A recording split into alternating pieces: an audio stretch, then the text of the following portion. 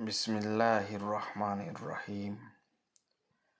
সকল ধর্মের মানুষের উদ্দেশ্যে আমি একটি প্রশ্ন করতে চাই। যে ধর্মের মানুষ আমার প্রশ্নটির সঠিক উত্তর দিতে পারবে যুক্তি ও প্রমাণ সহকারে, আমি সেই ধর্মের মানুষের ধর্মটি গ্রহণ করব। আমার প্রশ্নটি হলো, আমাদের স্রষ্টার পরিচয় কী? আমাদের স্রষ্টা কতজন? আমাদের স্রষ্টা দেখতে কেমন? আমাদের স্রষ্টার ক্ষমতা কেমন?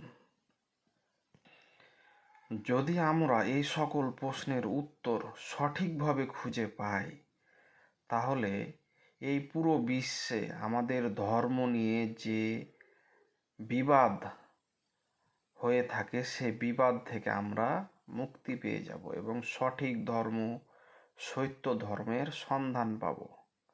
অতএব সকলেই আসি আমরা এবং একত্রিত হয়ে এই কয়েকটি প্রশ্নের উত্তর খুঁজি যুক্তি ও সত্য সহকারে, যাতে করে আমরা সঠিক ধর্ম পালন করতে পারি। আমার দৃষ্টিকোণে আমি এই সকল প্রশ্নের উত্তর আপনাদেরকে বলছি।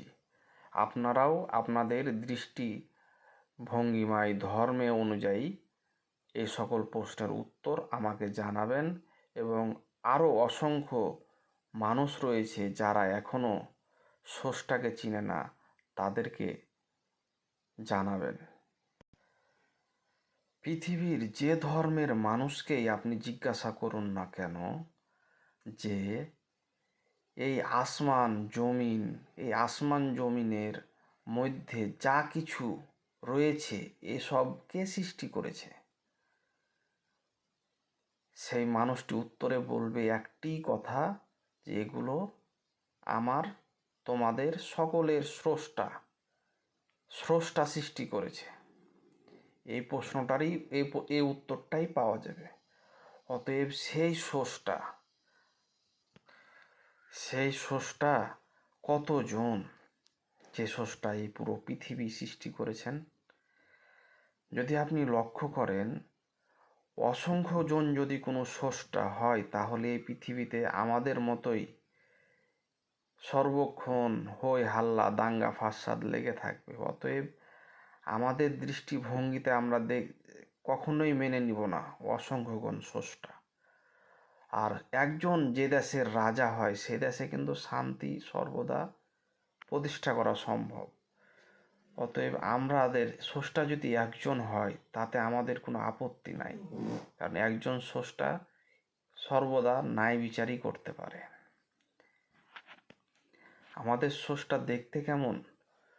যদি আপনাকে বলি, চন্দ্রের দিকে,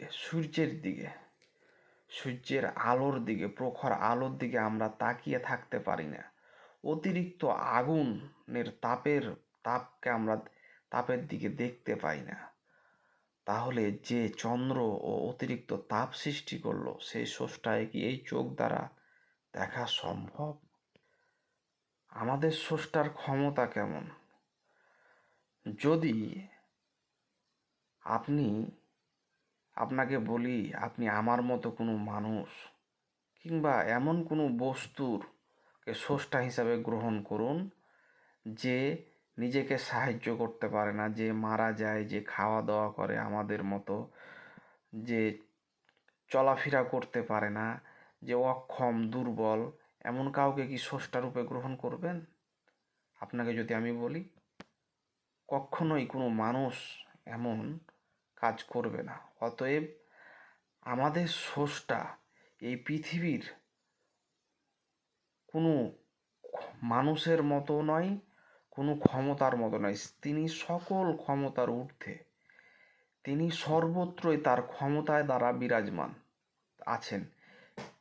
কিন্তু